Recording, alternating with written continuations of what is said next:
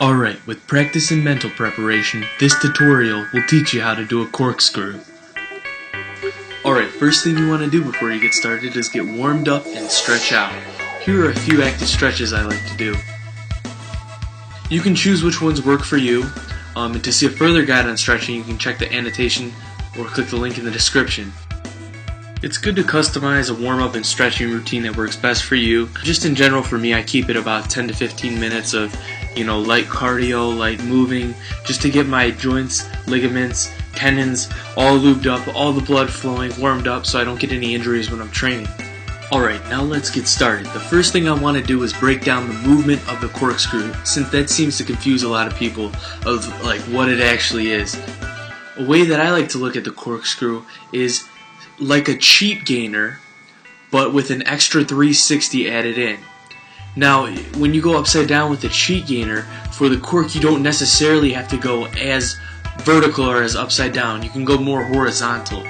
So in summary, think a horizontal cheat gainer with an added twist when you're up in the air.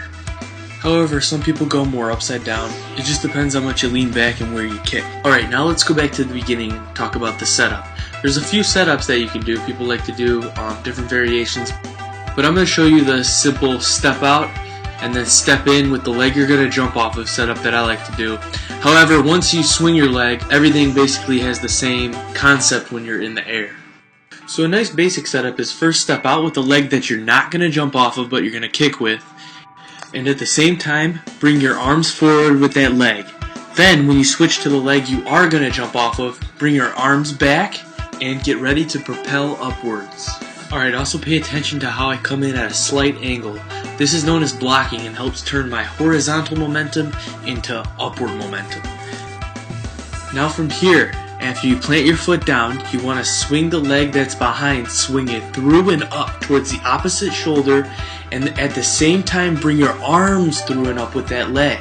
And notice that as my arms and legs are swinging through, I am also jumping off that opposite leg that I planted down.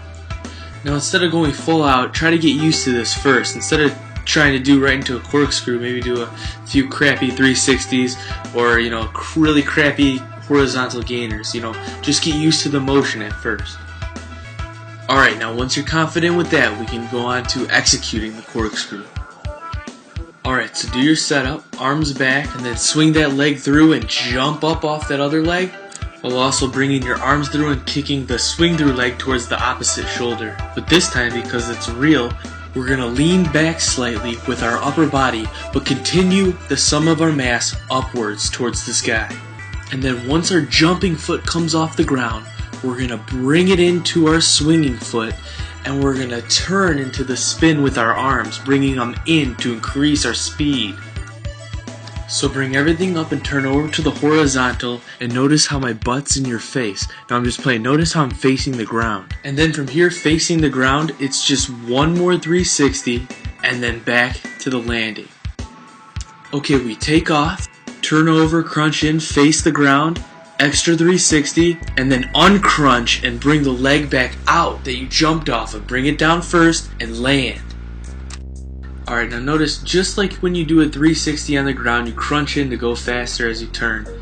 You do the exact same thing for the corkscrew, crunch in to go faster. You can also think about bringing your chest back up when you spot the ground to help your landing. Alright, now something that helped me out, because it was still a little confusing for me, was to watch a lot of examples, and then also remember, do not forget to keep practicing. Okay? Stay determined, keep practicing, and you will get it. Oh yeah, I hope this tutorial helped you guys out, and don't forget to subscribe to Pygmy123. Thanks a lot, you'll make me really happy. Peace.